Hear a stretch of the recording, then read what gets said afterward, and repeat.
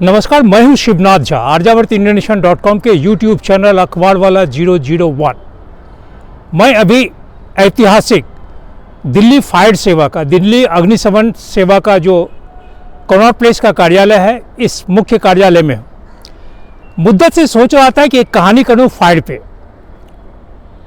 और इस कहानी करने के पीछे ये है कि पिछले 40 और 45 वर्षों में अखबार की दुनिया में रहने के बाद जो महसूस किया वो यह कि भारतवर्ष के तमाम जो राज्य हैं, 28 राज्य हों, केंद्र शासित प्रदेश हों, उस तमाम जगहों में जो रहने वाले पुलिस हैं, पुलिस महकमे की जो प्रशासन के दृष्टिकोण से या सत्ता में जो लोग बैठे हुए हैं, उनकी जो पकड़ होती है वह पकड़ अधिक मजबूत है बनस्पति। भारतवर्ष में आग से या मौत के मुंह से जिंदगी को खींच कर लाने वाले फायर के जो कर्मचारी हैं, उनके अगर भारत सरकार का या गृह मंत्रालय का जो आंकड़ा है, अगर आंकड़ा गलत नहीं है, तो ये मान के चलिए कि तकरीबन भारतवर्ष में अब तक 1.6 मिलियन यह आगजनी की घटना हुई है और इसमें तकरीबन 28,000 से अधिक लोग मौत को प्राप्त किए। लेकिन इस बात से भी इनकार नहीं कर सकते हैं कि जिन व्यक्तियों को फायर वालों ने बचाया, इसमें उनकी संख्या कितनी है यह कहना भी बहुत मुश्किल है। दिल्ली शहर ही नहीं, दिल्ली शहर में आगजनी की घटनाएं एक आम घटना है, खास करके गर्मी के दिनों में। लेकिन दिल्ली शहर में भी फायर के जो कर्मचारी हैं, फायर फाइटर्स जितने हैं, वो कैसे लोगों के साथ रहकर उनकी मुश्किलात में साथ देकर कैसे उनकी ज़िंदगी को बचाए हैं, यह काबिल तारीफ है। लेकिन जो सबसे बड़ा दुर्भाग्य है कि हर एक राज्यों की जो पुलिस है वो सभी शाबाशी या वाहवाही अपने सर पे लेती है, अपना पीठ थपथपाती है, या जो सरकारी महकमे में आला अधिकारी हैं उनके द्वारा या फिर जो सत्ता में बैठे हुए राजनेता लोग हैं उनके द्वारा पुलिस महकमे के जो लोग हैं उनका सिर्फ पीठ थपथपाया जाता है।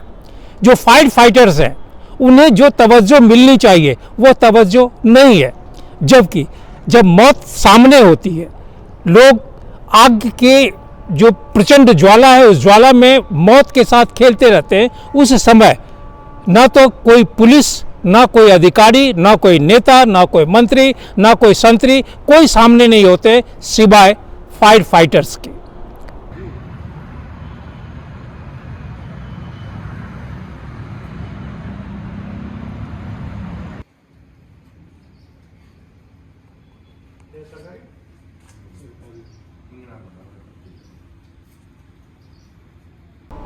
फायर पे कहानी करने के क्रम में मैं अभी सुबह से लेके अभी तक तकरीबन 100 से अधिक लोगों से, खासकर जो युवक हैं, युवती हैं, अधेड़ उम्र के लोग हैं, महिला हैं, पुरुष हैं, उन तमाम लोगों से ये पूछ रहे थे कि अगर आपके गली में, आपके मोहल्ले में कहीं आग लगती है, आगजनी होती है, तो सबसे पहले सूचना आप कहाँ देंगे।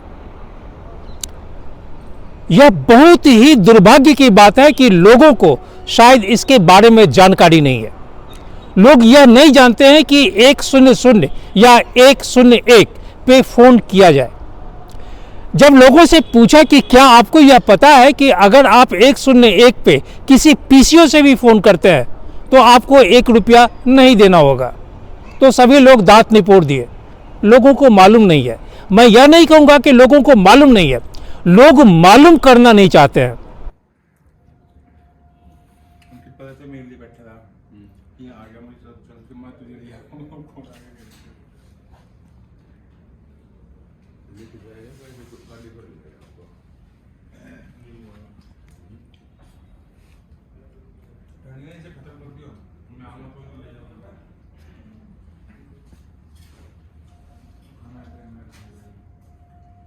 आगजनी की घटना को और आगजनी के कारण जो मौत होती है उसे मैं अपने बारे में कहूँगा कि हमने बहुत नज़दीक से देखा है।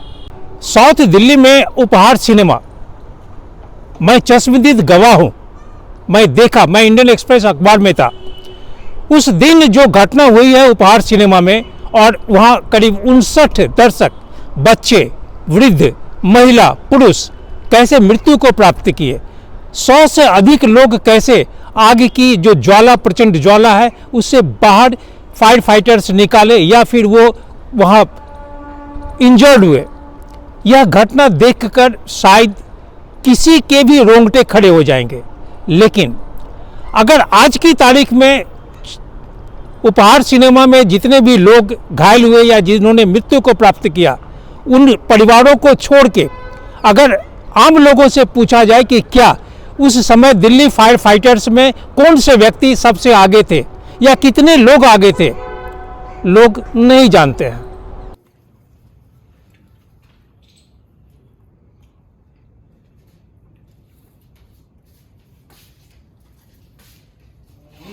मुझे अपना वाला हाईवे बनाया ना, उस पर चढ़ना है। दिल्ली पुलिस का रॉन्ग साइड से खाली है ना, दोनों तरफ। खजूरी डायरेक्ट पार करते हैं स्कूल वाली सीआरपीएफ से आने के लिए। सीआरपीएफ चल जाओ, सीआरपीएफ से भी मतलब बंद है, वो लगे हुए। अरे बैरिकेड लगा करके स्टाफ वालों के लिए सभी बोलना, यहाँ तो बंद है भाई। तो वो जाने वाला रास्ता खुला हुआ है, आने जाने। हाँ, आने वाला खुला, आने वाला सीआरपीएफ में आने के लिए वो बंद लगा हुआ है। और उस पर भी निकलते रहना है।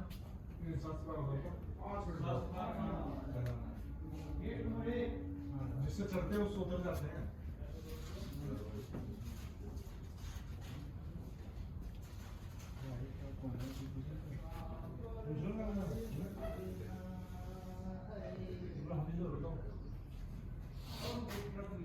आज से तकरीबन 20 साल पहले, यह था 16 जुलाई 2004, एक बहुत ही भीषण अग्निकांड हुआ था।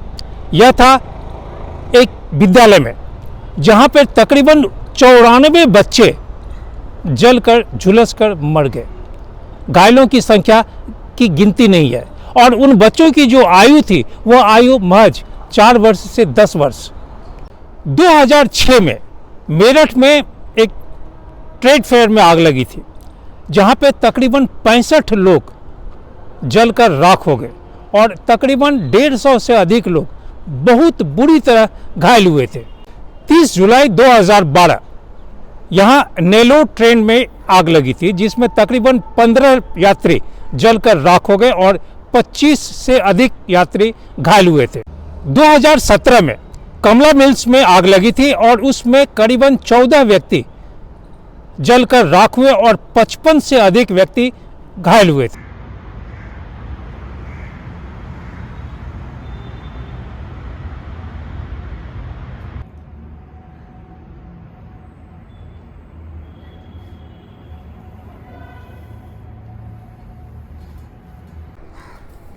देव कुमार जी, आप फायर फाइटर हैं जी, और उम्मीद करते हैं कि आप अभी नए ज्वाइन किए। जी बिल्कुल। क्या सोच के फायर डिपार्टमेंट में आप आए?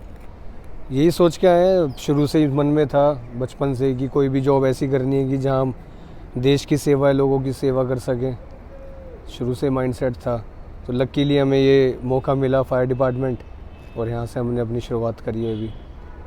जहाँ फायर है जी, और आप अगर 5वां, 6वां, 7वां, 8वां ऊपर के किसी तल्ले में आग लगी हुई है, वहाँ जाने के बाद, आग की ज्वाला को देखने के बाद आपके मन में उस समय क्या चलता है? बहुत सारी चीज़ें दिमाग में चलती हैं। एक कहीं ना कहीं लोगों को बचाना कैसे है, आग को काबू कैसे करना है, वहाँ की सिचुएशन को देखते हुए सारी चीज़ें माइंडसेट करना पड़ता है। अपने बारे में कुछ नहीं सोच रहे हो आप? अपने बारे में तो देखो, सबसे पहले बाद में सोचेंगे। जब हमने जॉब ज्वाइन करी है, ये फोर्स हमने ज्वाइन करी है, डिपार्टमेंट ज्वाइन करा है, तो वहाँ फिर उसके बाद तो सबसे पहले दूसरों के लिए हमें सोचना है।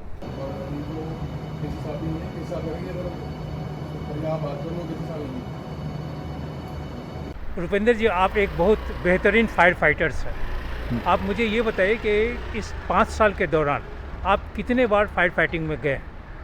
बहुत बार गया हूँ, कम से कम होगा 70-80 बार। सभी में लोगों को बचाए? हम बहुत बार ऐसे रेस्क्यू किए हैं। तो जब आप जाते हैं फायर फाइटिंग में, तो उस समय आपके मन में क्या चलता है? अपनी ज़िंदगी समझ में आ रहा है, अपने फैमिली के बारे में सोच रहे हैं, या जो आग में जल रहा है उसे बचाने की बात सोच रहे हैं? सबसे पहले तो जो जल रहा है उसको बचाने की कोशिश कर रहे हैं, बाद में परिवार की अपनी सोच रहे हैं। पहले तो जो मौके पर हो रहा है उसके बारे में सोच रहे हैं। मैं एक बात बताइए कि आप अगर अपने कार्यालय से बाहर निकलते हैं और वहीं पे कोई पुलिस वाला यूनिफॉर्म में निकलेगा जी, तो आपको लोग पहचानने से शायद नहीं भी पहचाने, लेकिन पुलिस वाले को पहचानता है। मेरा सिर्फ एक ही सवाल है कि क्या फायर फाइटर्स को समाज में जो सम्मान मिलना चाहिए वो सम्मान है या नहीं है? जितना होना चाहिए उतना नहीं है।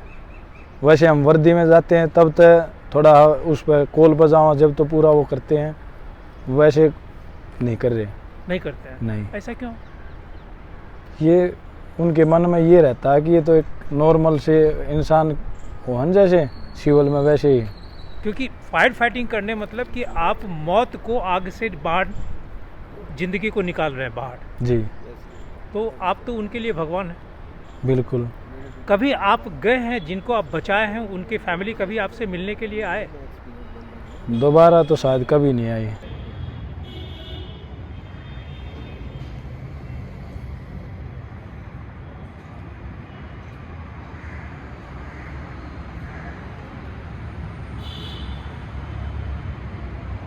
नितिन साहब, मैं एक कहानी कर रहा हूँ फायर फाइटर्स, और आप इस कनॉट प्लेस का जो फायर फाइटिंग स्टेशन है इसका अधिकारी हैं।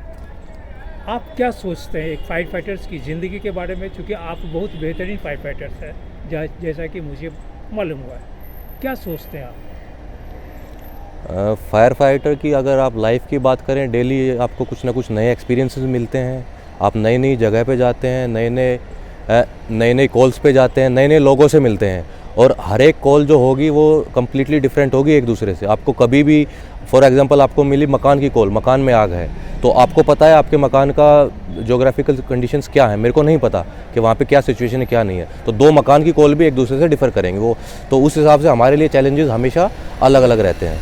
तो वहाँ पे जाने के बाद फिर वो सीन पे देख के और वो सारी चीज़ें, रास्ते में भी आपको टैकल करना पड़ता है। आपको पता है रास्ते में आप जा रहे हो, ट्रैफिक है, बहुत सारी चीज़ें हैं, वो टैकल कर करके आप सीन पे पहुँचोगे। सीन पे भी फिर आपको अलग अलग टाइप की पब्लिक मिलेगी।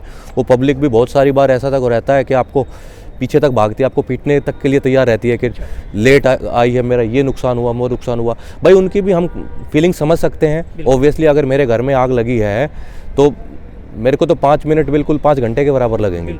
तो वही है, सब लोग चाहते हैं, बट हम क्या करें। अब ट्रैफिक कंडीशंस दिल्ली की आपको सबको पता है कितना बुरा हाल है। पुरानी दिल्ली की आप बात कर लो, अगर पुरानी दिल्ली में फायर है, गाड़ियाँ जा ही नहीं सकती हमारी, तो वहाँ पे तो आपको छोटी छोटी गाड़ियाँ या फिर लंबी लाइन लगानी पड़ती है। तो बहुत सारे इश्यूज़ हैं, वो डेली एक्सपीरियंस से सीख रहे हैं, और डिपार्टमेंट धीरे धीरे उन चीज़ों को इम्प्रूव कर रहा है। एक बताइए कि आप जब फायर फाइटिंग के लिए जा रहे हैं, चाहे वो 5 तल्ला, 6 तल्ला, 10 तल्ला ऐसा कोई मकान है, फायर फाइटिंग में गए या नीचे ज़मीन पे भी, ठीक है, उस समय आपके मन में क्या होता है? जब कॉल पे जा रहे होते हैं ना, तो एक एक्साइटमेंट सा रहता है कि हाँ ये कर देंगे, वो कर देंगे, मतलब वो काफ़ी अच्छी सी फीलिंग रहती है अंदर से। मैं पर्सनली आपको बताऊँ, मेरे फादर जो हैं वो फायर सर्विस में थे, DFS से रिटायर हुए, तो मेरे को एक्सपीरियंस है कि फायर स्टेशंस पे, फायर सर्विस में क्या क्या काम होते हैं, कैसे है कैसे नहीं, क्योंकि मैं जब छोटा सा था तभी से फायर स्टेशन पे जाता रहा हूँ, देखता रहा हूँ चीज़ों को। बट अभी भी वो एक्साइटमेंट है कि हाँ अब वहाँ जाएंगे, ओ कोई फंसा होगा तो उसको निकाल लेंगे, आग को जल्दी से बुझा देंगे।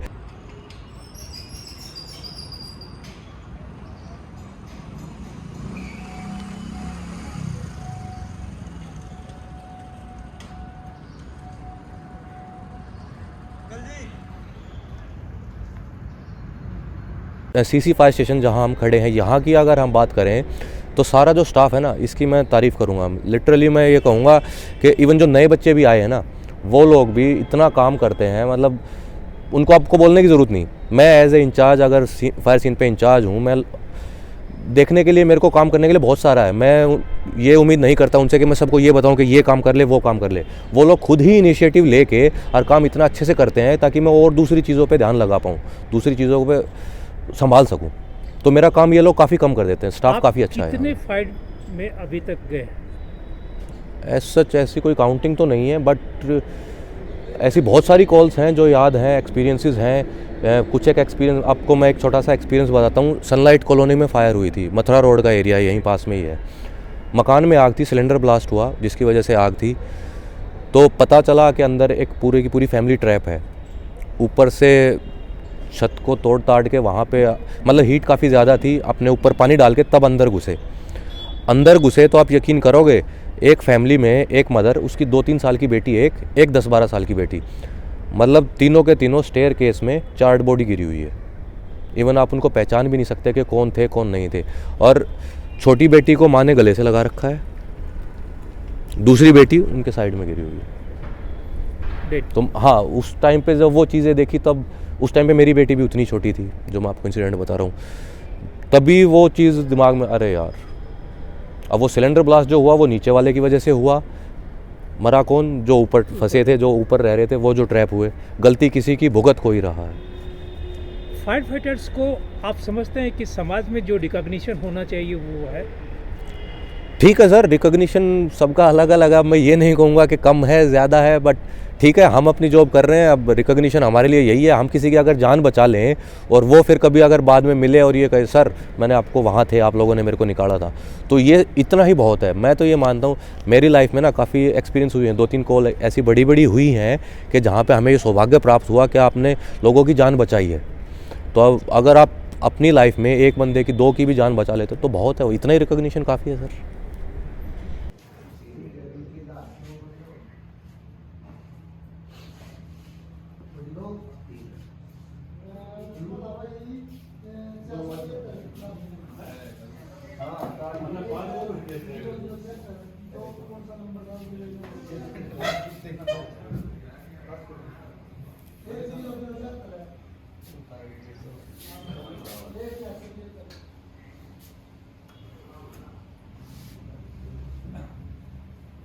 तो 2019 में फायर हुई थी अर्पित होटल में,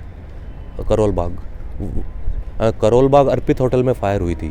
वहाँ जब हम लोग गए तो काफ़ी सारे लोग फंसे हुए थे। हमारे पास ब्रांटो और टीटीएल, वो जो गाड़ी आप देख रहे हैं ना, वो ब्रांटो है। हाई राइज बिल्डिंग्स में जब फायर फाइटिंग के और रेस्क्यू के काम आती है, तो वहाँ पे लोगों को बचाया गया। वहाँ पे देखिए, मैं आपको सिचुएशन बताता हूँ।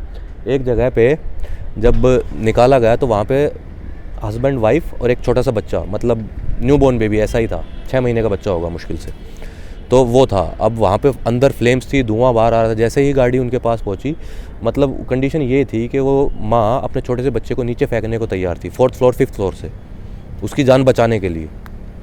उनको निकाला। उनको निकालने के बाद साइड में ही 2 दोस्त थे, 2 फ्रेंड्स थे, काफ़ी यंग एज लड़के थे, उनको निकाला गया। तो गाड़ी जो है वो, अब गाड़ी की वेइंग कैपेसिटी है, गाड़ी ओवरलोड हुई तो फिर दोनों को नहीं ले सकती थी। तो मैं वहाँ पे उतरा, उन दोनों को फिर वहाँ से नीचे लिखा के फिर मेरे को रेस्क्यू किया गया। साइड में दूसरी जगह लगाई गई गाड़ी। वहाँ पे साउथ इंडियन कोई फैमिली फंसी हुई थी, 2 बूढ़े माँ बाप और एक जवान सा लड़का। अब यहाँ पे सिचुएशन ये थी कि यहाँ पे तो वो माँ बाप बच्चे को बचाने के लिए ऊपर से फेंकने को तैयार थी। वहाँ पे जहाँ माँ बाप बूढ़े थे, वो बच्चा खुद पहले गाड़ी में चढ़ रहा है। मतलब आप सोच सकते हैं कि ये ह्यूमन नेचर है, माँ बाप बच्चे को बचाने के लिए कुछ कर सकते हैं। वहाँ पे जब वो, मैं खुद जवान हूँ तो मेरे लिए प्रेफरेंस मेरे माँ बाप नहीं है, मेरे लिए प्रेफरेंस मैं हूँ।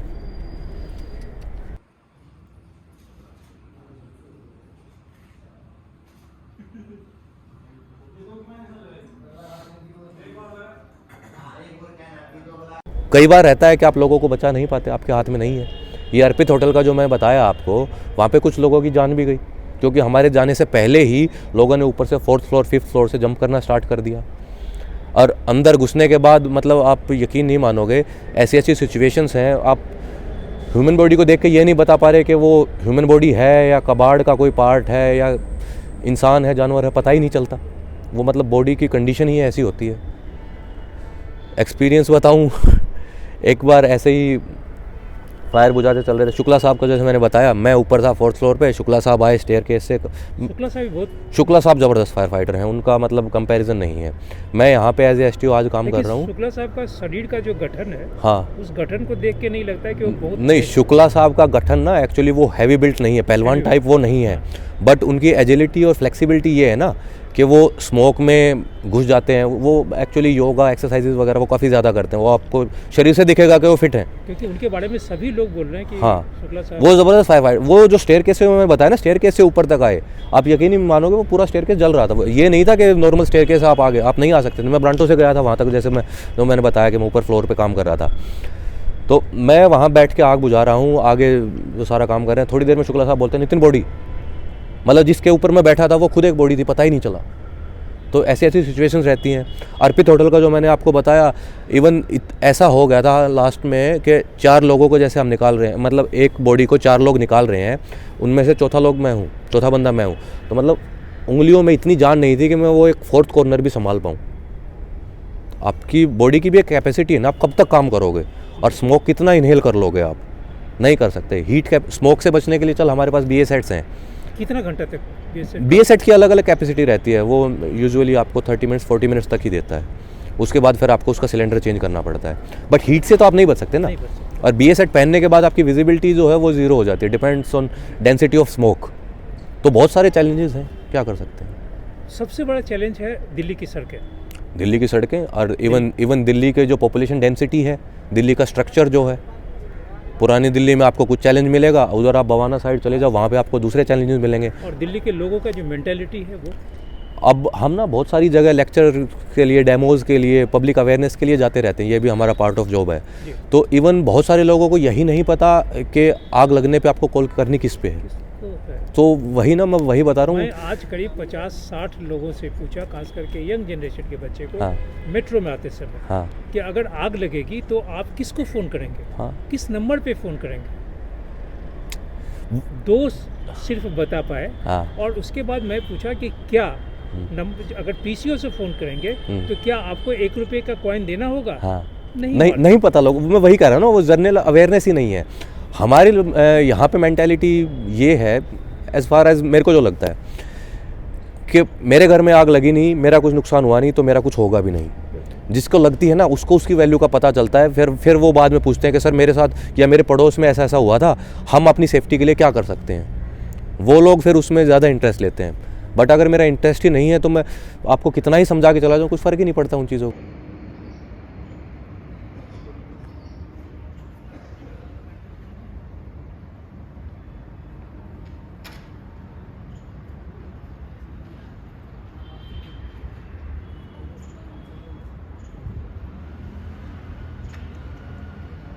कनॉट प्लेस फायर सर्विस का स्टेशन ऑफिसर होने के नाते आप क्या कहना चाहेंगे कि दिल्ली में इस तरह की वारदात नहीं हो और होने पे नुकसान ज़्यादा नहीं हो। देखिए, ना हो बिल्कुल अच्छी बात है। हम इन चीज़ों को कंट्रोल नहीं कर सकते, बट कम ज़रूर कर सकते हैं।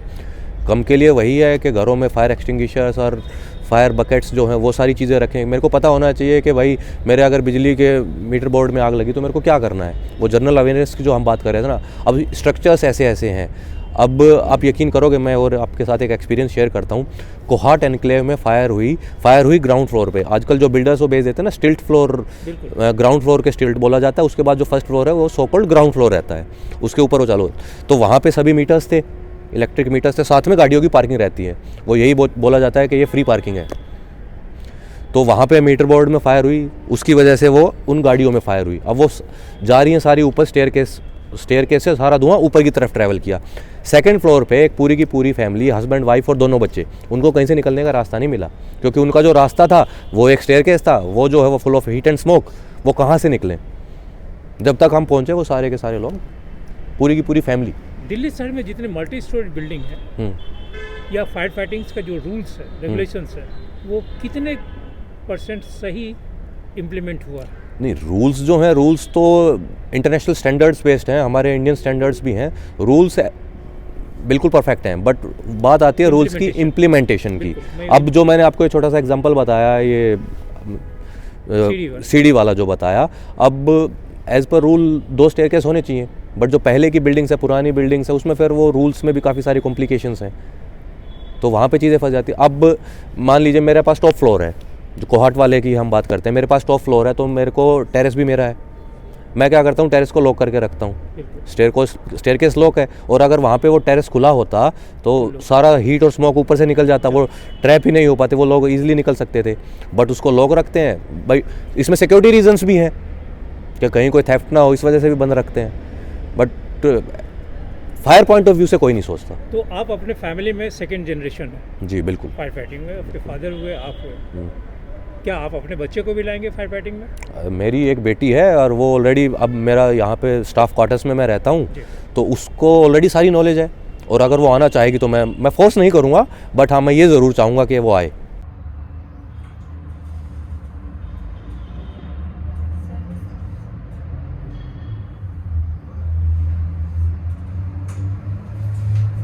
मैं अभी मंडावली फायर स्टेशन में हूँ। मंडावली फायर स्टेशन दिल्ली के दूसरे तरफ यानी यमुना पार में जो इलाका है मधु विहार पटपरगंज का इलाका, उसी में यह फायर स्टेशन है।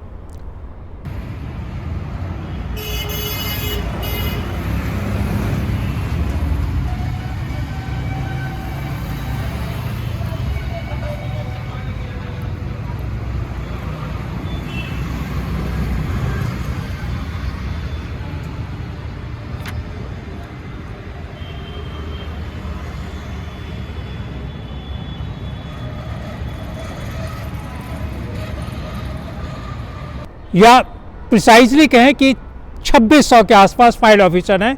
फायर ऑफिसर मतलब जो फायर फाइटिंग करते हैं, फायर विभाग में काम करते हैं। लेकिन इसमें सबसे जो दुखद बात यह है कि इसमें 300 से अधिक जो फायर फाइटर्स हैं या जो फायर डिपार्टमेंट के कर्मी हैं, वो कर्मी आला अधिकारियों के सेवा में लगे हुए हैं। यानी फायर फाइटिंग की जो संख्या है, अगर 2600 की संख्या है तो उसमें 300 अथवा 400 कर्मचारी ये अधिकारियों की सेवा में लगे हुए हैं। यह दुखद है। दूसरा, एक महत्वपूर्ण बात यह है कि जिस स्टेशन में मैं हूँ, इस स्टेशन में बहुत ही बेहतरीन स्टेशन का भवन का निर्माण किया गया था। मैं जहाँ खड़ा हूँ, यहाँ से बाएं तरफ का जो भवन है, वो भवन डिक्लेयर है कि किसी भी समय वो भवन गिर सकता।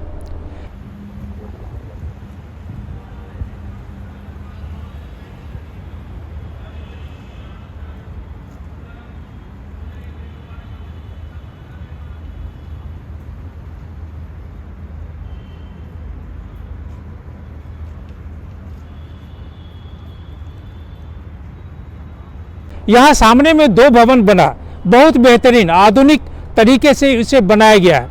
लेकिन यहाँ जो ठेकेदार है और जो दिल्ली सरकार है या फायर विभाग है, उनके बीच में जो टग ऑफ वार है, खास करके पैसे के मामले में, वो भवन आज तक फायर विभाग को नहीं दिया गया। आमतौर पे ये कहा जाता है कि जो फायर विभाग है उनके पास, अग्निशमन का जो विभाग है उनके पास पैसे नहीं है, यह नहीं कह सकते हैं। लेकिन यह भी नहीं कह सकते हैं कि पैसे की किल्लत नहीं है। पैसे की किल्लत का एक दृष्टांत यह है कि फायर विभाग में फायर फाइटिंग के दौरान में अगर किसी व्यक्ति को, फायर फाइटर्स को किसी भी तरह की जो घटना होती है और वो किसी तरह से मौत के शिकार हो जाते हैं, तो उनके तरफ से, दिल्ली सरकार की तरफ से 1 करोड़ रुपए का मुआवजा मिलता है उनके परिवार को, उनकी पत्नी को, और यह भी कोशिश होती है कि उन्हें नौकरी भी दी जाए। लेकिन फायर विभाग की तरफ से, जो अग्निशमन विभाग हैं, उनके तरफ से उनके पास पैसे की किल्लत है और उस पैसे की किल्लत के कारण वो अपने किसी भी कर्मचारी को आर्थिक रूप से मजबूत नहीं कर पाते हैं।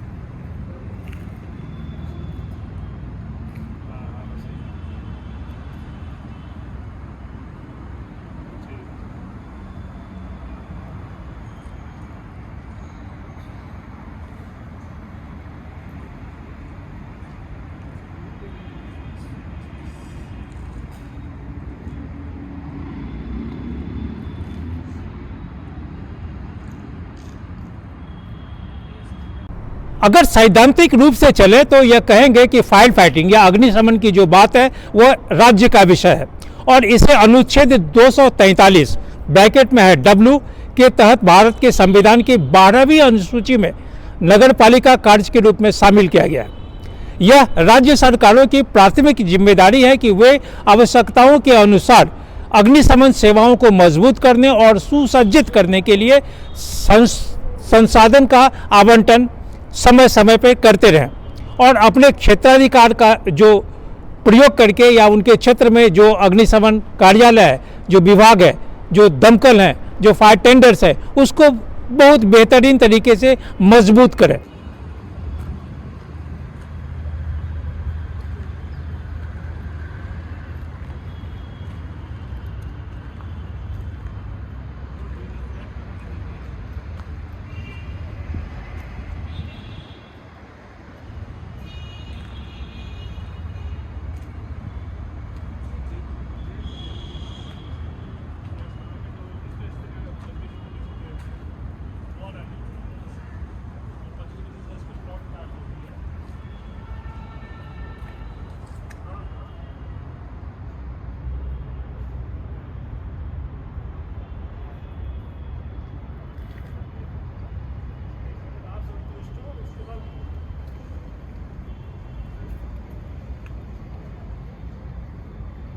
सरकारी आंकड़े जो कहते हैं उसके हिसाब से तकरीबन अभी तक 16 लाख से अधिक स्थानों पे आग लगी है, या यूँ कहें कि जो अग्नि का वारदात है, जहां फायर टेंडर्स को बुलाने के लिए या अग्निशमन के लोग या फायर फाइटर्स को बुलाने की बात होती है, वो करीब 16 लाख स्थानों में ऐसी घटनाएं हुई है।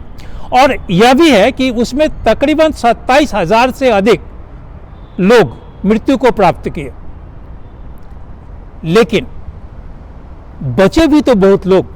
अगर 27,000 लोगों को फायर फाइटर्स नहीं बचा सके, अपनी जिंदगी अपने जीवन के साथ खेल कर भी, अपने परिवार को तिरस्कृत करके, अपने बीवी बच्चे को हटाकर अगर उन लोगों को बचाने की कोशिश किए, तो 27,000 से अधिक लोग मृत्यु प्राप्त करने के बाद जो लोग बचे, जिनके परिवार के लोग बचे, जिनके माता पिता भाई बहन बंधु बांधव सखी जो लोग बचे, कभी आके फायर फाइटिंग डिपार्टमेंट में आके बोलते तो कभी नहीं कि आपने मेरी जिंदगी को बचाया।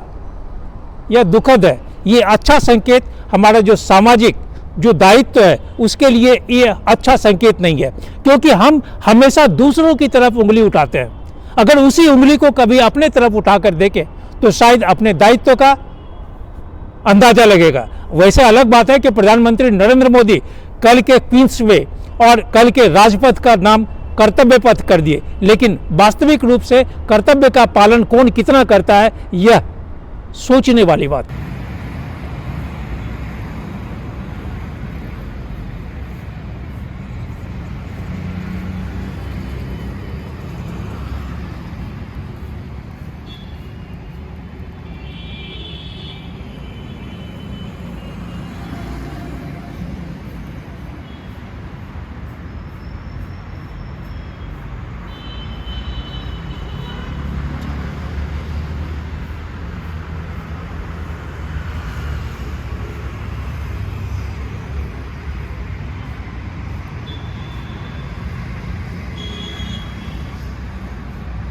भारतवर्ष में जितने आगजनी होती है या अग्निकांड जितना होता है, उस अग्निकांड के हिसाब से भारतवर्ष में प्रत्येक दिन तकरीबन 40 और 50 के बीच लोगों की मृत्यु होती है।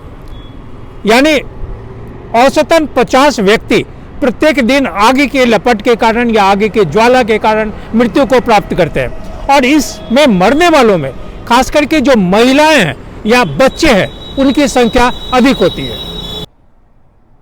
आज की तारीख में जो आपके फायर फाइटर्स हैं वो किन किन मुश्किल चीज़ों से सामना कर रहे हैं, और आप क्या चाहते हैं कि कितना मजबूत ये डिपार्टमेंट है?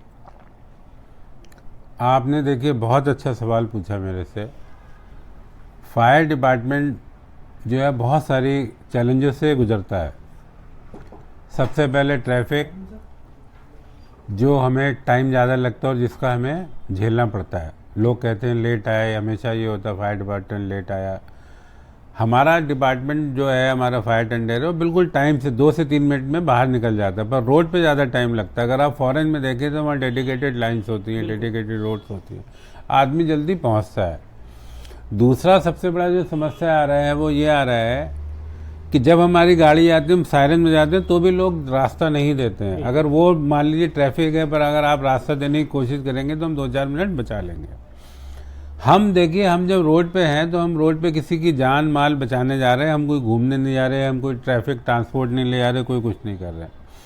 तो एक तो ये सबसे बड़ी प्रॉब्लम है। दूसरा क्या प्रॉब्लम हो रहा है कि पॉपुलेशन बढ़ता जा रहा है, इंडस्ट्री बढ़ती जा रही है, फैक्ट्रीज बढ़ती जा रही हैं। आप देखिए हर साल कई मॉल जुड़ जाते हैं, कई हाई राइज बिल्डिंग जुड़ जाती हैं, तोड़ के नया डेवलपमेंट हो जाता है। उस स्पीड से हमारा इंफ्रास्ट्रक्चर नहीं बढ़ पाता है, मतलब उसमें टाइम लगता है। हम जब सोचते हैं, प्रपोजल बनाते हैं, फंड्स मिलते हैं, फंड्स मिल जाते हैं तो परचेज करने में टाइम लगता है, क्योंकि फायर फाइटिंग इक्विपमेंट कोई रोज़मर्रा के आइटम नहीं होते जो कि आप गए हो बाज़ार से खरीद ला। ये ऑर्डर टू मेड होते हैं, मतलब आप ऑर्डर देंगे तब बनेंगे, तो उसमें हमारा टाइम लग जाता है। तब तक इंफ्रास्ट्रक्चर जो हमने विजुलाइज किया था, प्लान किया था, वो और बढ़ जाता है। क्योंकि एवरी डे दिल्ली से आपको पता है कि 3 करोड़ के आसपास के लोग कहते हैं अनऑफिशियली आबादी होने वाली है। तो ये 3 करोड़ लोग कहीं रहते भी होंगे। हम मान सकते हैं कुछ फ्लोटिंग पॉपुलेशन है जो रोज़ अप डाउन करती है, बाकी लोग आ रहे हैं, रह रहे हैं, झुग्गी झोपड़ी में रह रहे हैं, अनोथाइज, तो उनको भी बचाना है, क्योंकि मैं एज ए डायरेक्टर, मेरे लिए तो हर आदमी की जान को बचाना मेरा परम धर्म है। तो इस वजह से क्या है, जो इंफ्रास्ट्रक्चर पे बहुत प्रेशर आ जाता है हमारे ऊपर, और उतना इंफ्रास्ट्रक्चर बढ़ाने में थोड़ा टाइम लगता है। तो ये हो गया। दूसरा मेरा ये कहना है, हमारे जो जवान हैं वो 24 घंटे की ड्यूटी पे होते हैं और अफसर 72 आवर्स की ड्यूटी होती है। इसलिए हमारे जो बच्चे हैं उनको, क्योंकि हमें कंपलसरी फायर स्टेशन के अंदर ही रहना पड़ता है, तो उनका उतना ग्रोथ नहीं होता, उतना डेवलपमेंट नहीं होता, क्योंकि वो किसी के संग खेलते नहीं हैं, उनके संग उनके हम उम्र बच्चे होते नहीं हैं।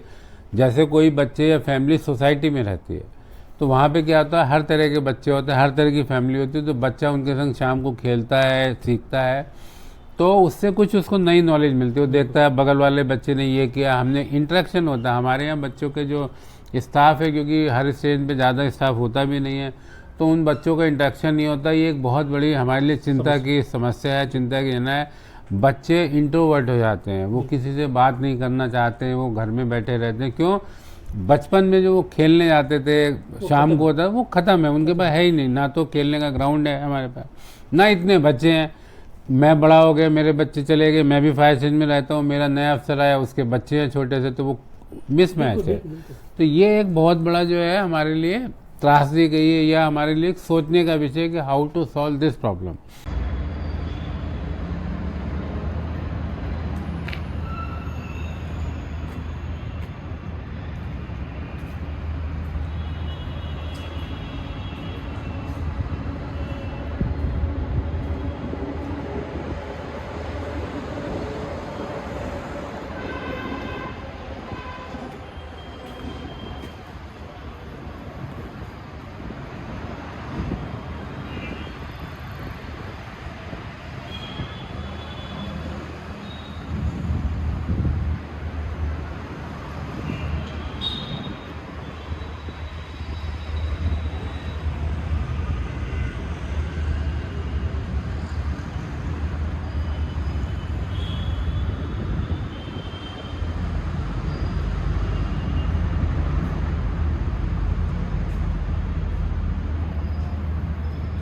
दूसरा, आपको ये पता ही है कि जब हम जाते हैं कॉल पे, मैं हमेशा कहता हूँ, आपके माध्यम से कहूँगा, यही एक ऐसी सर्विस है, यही एक ऐसा प्रोफेशन है जिसमें सब लोग भाग रहे होते हैं तो हम आग में अंदर जा रहे हो। ऐसी कोई सर्विस नहीं है पूरे वर्ल्ड में, कोई नहीं है कि जहाँ आप आग लगी हो, लोग भाग रहे हैं, हम वापस जा रहे हैं, वो भी पीनट्स के लिए। तो ये आप हम कह सकते हैं हमारे आदमियों का डेडिकेशन है, या हमारे उनको मनोबल है कि नहीं, हमने भी देश के लिए कुछ करना है। आप देखिए, ये बहुत बार होती है, मैं किसी को ये नहीं कह रहा वो छोटे हैं हम बड़े हैं, वार साल में 2 बार 3 बार होती है, पर हमारे लिए हर फायर कॉल एक वॉर है। हम जब निकले हैं फायर टेंडर में बैठ के, तो ये नहीं पता होता कि हमें क्या है, आग किधर से बढ़ेगी, बिल्डिंग किधर से गिरेगी, क्या विस्फोट होगा, क्योंकि कि वापस आएंगे या नहीं, मैं यही कह रहा हूँ कि हमारे लिए every fire call is a war. हम गए, मेरा आदमी गया, आएगा बहुत अच्छा, नहीं आया तो देश पे शहीद हो गया। तो ये भी एक बहुत बड़ा हमारे लिए चैलेंज है, जिसका जो आप कहते हैं, जो फॉरेन में फायर ब्रिगेड को बहुत वो रेस्पेक्ट मिलती है, हमारे यहाँ उतनी रेस्पेक्ट अभी नहीं है। धीरे धीरे कोशिश करते हैं, हम पब्लिक अवेयरनेस बढ़ाते हैं, हम काम करते हैं, तो भी होता है, बट अभी भी इसमें बहुत कमी है, अगर आप मान।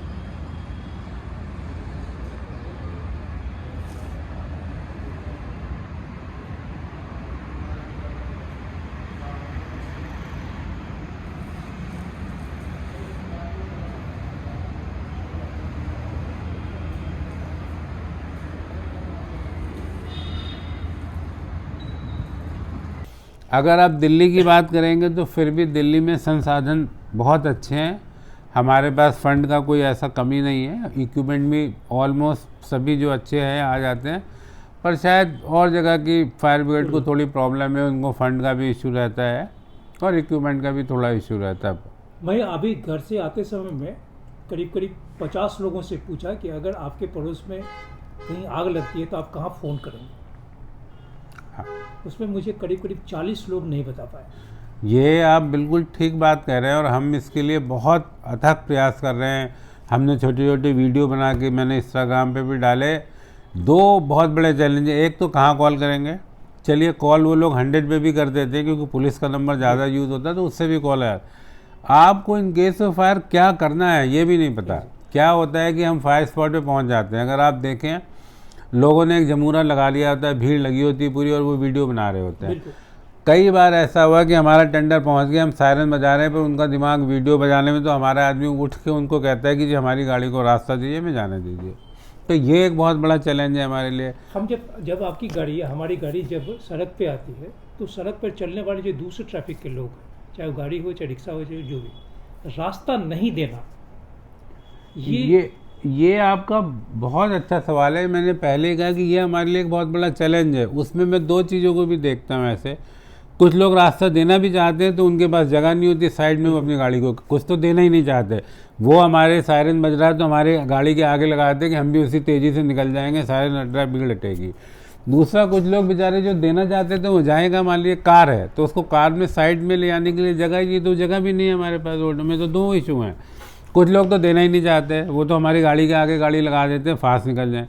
कुछ लोग देना भी चाहते हैं तो उनके पास जगह नहीं कि अपनी गाड़ी को मूव कर लें, राइट में जाएँ लेफ्ट ले जाएँ। जैसे शाम का टाइम होता है, सुबह ऑफिस का टाइम है, शाम का जो टाइम है वो बहुत हैवीली पीक्ड आवर इनको कहते हैं, उनमें बहुत दिक्कत होती है हम लेकिन लोग। इसमें सभी चीज़ में हम अगर मेंटेलिटी की बात करें तो क्या नहीं कहेंगे कि हमारी मानसिकता इतनी कमज़ोर या इतनी घटिया हो गई है कि हम फायर टेंडर की आवाज़ को सुनने के बाद भी, या जो लेन ड्राइविंग की बात है वो ड्राइविंग को हम इग्नोर करते हैं।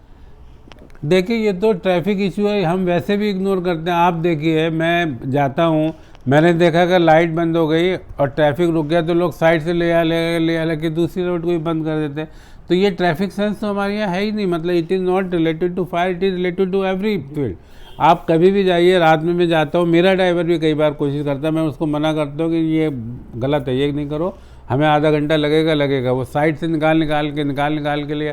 तो ये ट्रैफिक सेंस तो हमारे यहाँ नहीं है। I agree with you. Delhi को जितना मैं जानता हूँ और जितनी गलियों को देखा हूँ, मैं समझता हूँ कि आप दिल्ली में तकरीबन 60 से अधिक फीसदी जगह में नहीं पहुँच सकते। जहाँ तक गलियों की सवाल है, या गलियों में जो लोग, एक तो आपका टेंडर नहीं पहुँच सकता है, गाड़ी वहाँ तक नहीं जा सकती। अगर नुक्कड़ तक भी पहुँचे तो गली में जाने के लिए गली में भी लोग अपनी अपनी गाड़ी को लगा देते हैं। ये आपका बिल्कुल, मैं इस बात को हमेशा कहता हूँ, हर एक मैंने उस पर कहा है कि दिल्ली में 30% जो पॉपुलेशन है वो authorize colony, regularize colony type में रहती है। 70% पॉपुलेशन जो रहती है वो अनऑथराइज कॉलोनी, गांव हैं, मतलब जो विलेज आबादी हो गई, लाल डोरा को, उसमें रहती है। और वहाँ हमारी गाड़ी जाना बहुत मुश्किल है और इसके लिए हमें बहुत परेशानी भी होती है। हम गाड़ी को रोड पे, मेन रोड पे खड़ी करके, होज होते हैं जिससे पानी आते हैं। मेरे को याद है सीमापुरी कहीं एक बार कॉल हुई थी तो हमने 50 से 40 होज बिछाए थे। आप समझ सकते हैं, almost it was a 1 kilometre length हमने बिछा के तब। इसीलिए जो ये जान माल जाती है, इसीलिए आती है कि एक तो आप ट्रैफिक की वजह से पहुंच नहीं पाते हैं, आप पहुंच जाते हैं आपकी गाड़ी नहीं आ सकती। गाड़ी क्यों नहीं आ सकती? या तो गली बहुत छोटी है, गली में ठेले, रिक्शे, कारें पार्क हैं तो आप ले जा नहीं सकते। तो आप क्या करते हैं, गाड़ी को बाहर लगाते हैं और फिर लंबा होज बिछाते हैं, तो उसमें टाइम लगता है, प्रेशर ड्रॉप होता है। दैट इज़ द रीज़न कि यहाँ हमारी इतनी फायर भी होती है, फायर बड़ी भी हो जाती है और उनमें आग लगने में डेथ भी होती है। मैं आपको माध्यम से ये भी ज़रूर बताना चाहूँगा, अगर आप डेटा को कलेक्ट करेंगे, हमने जो कलेक्ट किए हुए, जो बिल्डिंग रेगुलाइज जगह बनी हुई है, जो बिल्डिंग हमने पास की है या हमने उसकी ड्राइंग को चेक किया था कि एक जीना इधर होगा, एक जीना उधर होगा, उनमें 15 साल में सिर्फ एक ही बिल्डिंग है जिसमें आग लगी और डेथ हुई। बाकी जितनी दिल्ली में डेथ हो रही है वो या तो झुग्गी झोपड़ी में है, फैक्ट्री में है, या एक ये दिल्ली में कंसेप्ट चला है बिल्डर फ्लोर का, जो प्लॉट में जो है वो एक बीच में जीने दे के 1, 2, 3, 4 फ्लोर पे फ्लैट बना देता है, उनमें आग लगती है क्योंकि एक ही जीना होता है, जीने में धुआं भर जाता है, उस वजह से आग लग जाती है। तो ये बहुत बड़ा चैलेंज है और ये हम लोग इस चैलेंज को जूझ रहे हैं और हमेशा मंथन करते रहते हैं कैसे इसको इम्प्रूव किया जाए। गवर्नमेंट भी कहती है कि आप ऐसा कोई काम कीजिए कि हम पतली गली में पहुँचें, कोई इक्विपमेंट ले जाएं।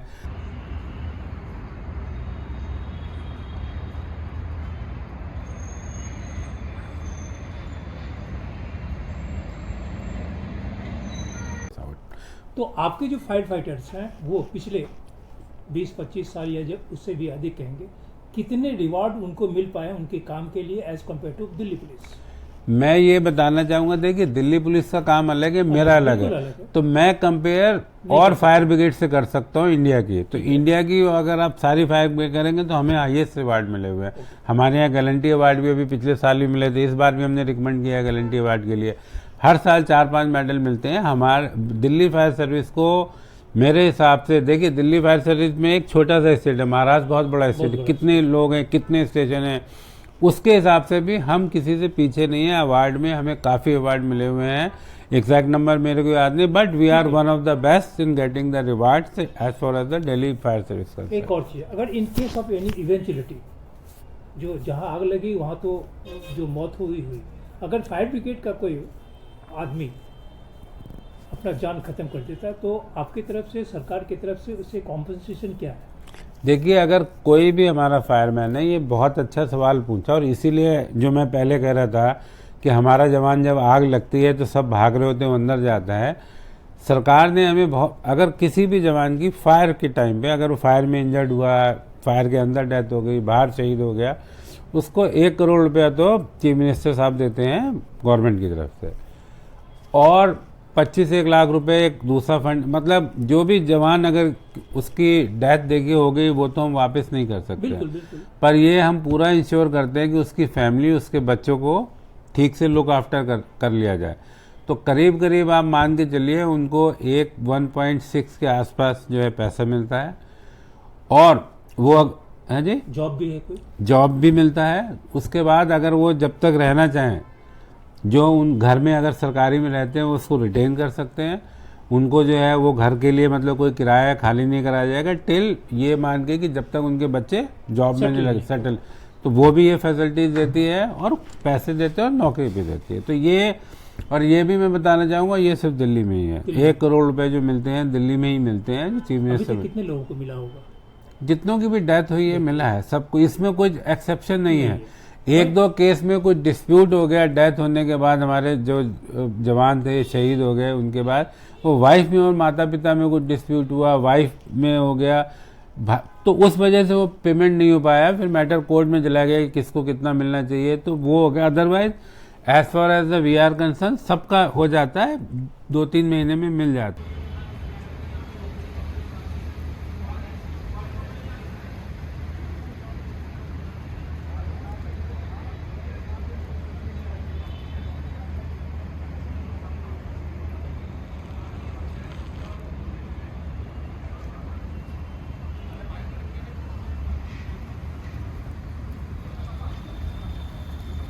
दिल्ली में तकरीबन जितने भी 3 करोड़ लोग हैं और आप फायर फाइटर्स में हेड कर रहे हैं, इस कहानी के माध्यम से आप दिल्ली के लोगों को क्या कहना चाहेंगे? मैं सिर्फ दिल्ली के लोगों को एक ही बात कहना चाहूँगा, जब भी आग लगे, क्योंकि यही हमारी सबसे बड़ा चैलेंज है, इसी वजह से आग बढ़ रही है, सबसे पहले आप फायर ब्रिगेड को बुलाएं। आप खुद बुझाने की कोशिश ना करें, ये टेक्निकल काम है। तो मेरा ये कहना है, जब भी आग लगती है हमसे डरे नहीं, हम पुलिस नहीं है, हम आपकी हेल्प करने के लिए। पहला काम आपने करना, आप बाहर आ जाएं अपने घर से, जहाँ से है उसको, जो भी आपका जगह उससे खुले इसमें सेफ स्पेस में जाए, हमको तुरंत कॉल करें और फिर आग बुझाने की कोशिश करें। अगर आपको आग बुझाने की कोई ट्रेनिंग है, अगर आपको आग बुझानी नहीं आती तो हमारे लिए रास्ता बनाएं, हमें गाइड करें ठीक से, एड्रेस को फ़ोन पे रहें, जिससे हम जल्दी जल्दी पहुंच सकें और आपकी आग को बुझा सकें, आपकी जान माल की हेल्प कर सकें। क्योंकि जितनी भी कॉल बड़ी हो रही हैं उनको बाद में जब इनमें से किया गया कि पहले वो लोग खुद बुझाने लगे थे, खुद कोशिश करने लगे थे, आग लगने के 10-15 मिनट बाद उन्होंने बुलाया, हमें पहुंचने में 10 मिनट लगे, तब तक आग बहुत बढ़ गई थी।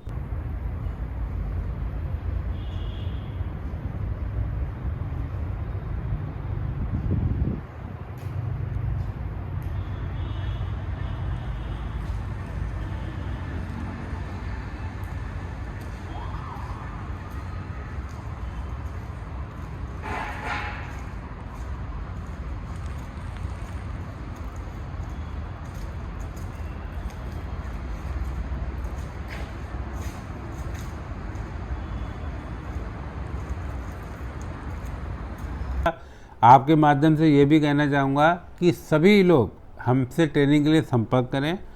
हमारी ट्रेनिंग फ्री ऑफ कॉस्ट है और हम हर दिन ट्रेनिंग देते हैं, इंक्लूडिंग संडे भी। मान लीजिए आपकी सोसाइटी में बाकी दिन लोग ज़्यादा नहीं होते, संडे को होते हैं, हम संडे को भी देते हैं। हमारे पास इसके लिए बहुत ही अच्छे इंस्ट्रक्टर हैं, डेडिकेटेड टीम है और ये फ्री ऑफ कॉस्ट सर्विस है। लोगों को ज़्यादा से ज़्यादा इसका फ़ायदा उठाना चाहिए। आपने अच्छा क्वेश्चन पूछा, मैं भूल गया कि ये सर्विस जो है फ्री ऑफ कॉस्ट है।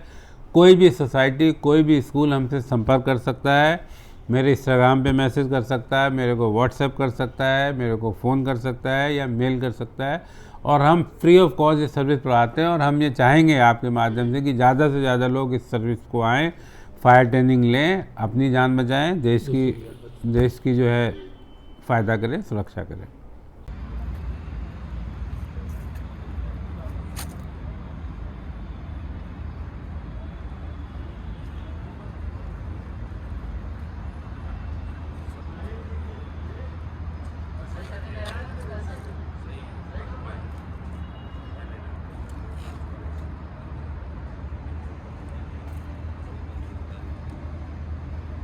अग्निशमन विभाग में जितने लोगों, कल से लेके आज तक या इससे पहले जितने लोगों से बात किए हैं, उन तमाम लोगों में अपनी उनका जो जज्बा है, उस जज्बा को देख के बहुत ही ज़्यादा घमंड अपने आप में महसूस होता है। उनके जज्बा को कोई भी तरह से, किसी भी तरह से प्रश्न चिन्ह नहीं लगाया जा सकता। उनका कहना है कि जब वे किसी ऐसी घटना की खबर होने के बाद, जब वो फायर टेंडर पे, दमकल पे बैठते हैं और अग्नि बुझाने के लिए उस स्थान की ओर जाते हैं, तो उनके मन में अपनी जिंदगी के प्रति तो कोई लगाव रहता ही नहीं। अपने परिवार, अपने माता पिता, भाई बहन, बीवी, बच्चे, सबों को दरकिनार कर पहले वहाँ पहुँचते हैं जहाँ उन्हें पहुँचना चाहिए और जहाँ जिंदगी को बचाना चाहिए। लेकिन यहीं पे फिर दूसरा पक्ष ये है कि इन तमाम लोगों से, फायर फाइटरों से बात करने के बाद एक जो दुखद स्थिति सामने में दिखती है, वो यह कि पिछले कई वर्षों से अगर दिल्ली सल्तनत में, दिल्ली में आज की तारीख में तकरीबन 3.5 करोड़ के आसपास आबादी है, पूरी घनी आबादी है, चतुर्दिक लोग कीड़े मकोड़े की तरह रह रहे हैं। अगर इस तरह की कोई घटना होती है और उस घटना में हमारे जो फायर फाइटर्स हैं, अगर उन्हें बचाते हैं, तो इन फायर फाइटर्स का कहना है कि उन्हें कोई तगमा नहीं चाहिए। लेकिन जो एक सामाजिक दायित्व होता है, एक मानवीय दायित्व होता है कि अगर हम आपके लिए अपने जिंदगी पर खेलकर आपकी जान को बचाए, मौत के मुंह से या अग्नि के ज्वाला से आपको, आपकी जिंदगी को खींचकर आपको बचाए, तो इतना तो बनता है कि अपने जीवन काल में आप कभी फायर स्टेशन में, जिस स्टेशन के लोगों ने आपकी ज़िंदगी को बचाया, उस फायर स्टेशन में आकर आपको कोई मिठाई खिलाने के लिए नहीं कहता है, आपको कोई पार्टी देने के लिए नहीं कहता है, आपको कोई पिज्ज़ा खिलाने के लिए नहीं कहता है। लेकिन एक बार अगर गले मिल लेंगे कि आपने हमारे पिता को, आपने हमारी पत्नी को, आपने हमारे बच्चे को बचाया, उनकी ज़िंदगी पर आपका एहसान है, तो शायद उस फायर फाइटर्स का मनोबल इतना अधिक होगा, यह बयान नहीं किया सकता है। लेकिन ऐसा नहीं होता है, इसलिए यहाँ कहना ये गलत है कि दिल्ली दिल वालों की है। दिल्ली अवसरवादियों का है। दिल्ली में सिर्फ अपने, मुझे चाहिए, बस यही चाहते हैं।